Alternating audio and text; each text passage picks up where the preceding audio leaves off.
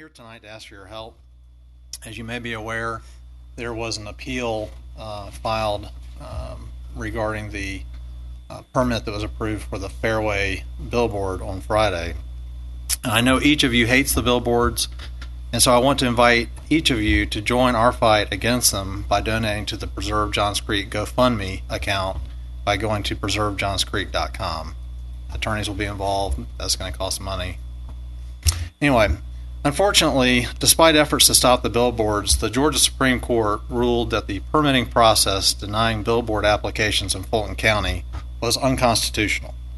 Because of the settlement that the city negotiated, we are now in the middle of those billboards going up in Johns Creek. And you know, there has been especially strong opposition to the sign going up at the Fairway, based on many factors like driver safety, the effect on housing values, aesthetics, and especially the encroachment on one of our historic cemeteries. And I can maybe understand why permits were issued at other locations, but I don't understand why the permit was issued at the Fairway. When the parcel was zoned in the early 90s, a condition of zoning was added that allowed retail, service, commercial, and/or office and accessory uses, including all exterior food and beverage service areas, but excluding service stations, commercial amusements, and billboards. So billboards were prohibited at the Fairway as a condition of its zoning. I thought that a condition of zoning could only be changed through a zoning application. Can't a zoning application only be approved after going through the open zoning process that's required and dictated by state law? Community development was apparently aware of this prior condition, but Johns Creek has approved the Fairway permit anyway. Again, I'm not pulling any punches here. I am truly kind of at a loss and trying to understand what's going on. And I would understand if the Supreme Court ruling stipulated that its decision nullified all prior existing prohibitions against the billboards. But it does not. It actually says just the opposite. At least 5 different times, the state Supreme Court affirms that all other valid restrictions remain in place.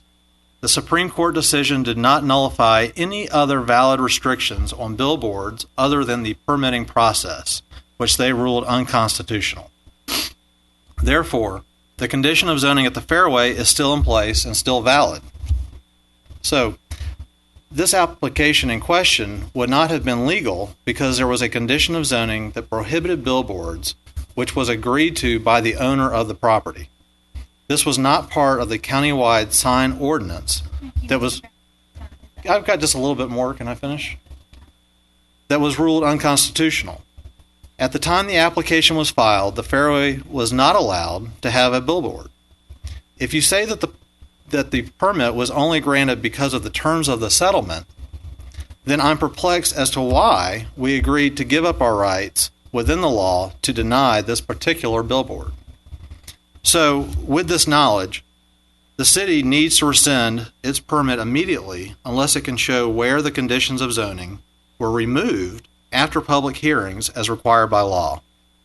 If I am missing something, and I might be, please help me to understand and help the rest of us to understand in the community what exactly is going on, because right now it seems that the city is going out of its way to give permission for this billboard at the Fairway. Mr. Mayor, I would appreciate it if you could shed more light on this case. Thank you.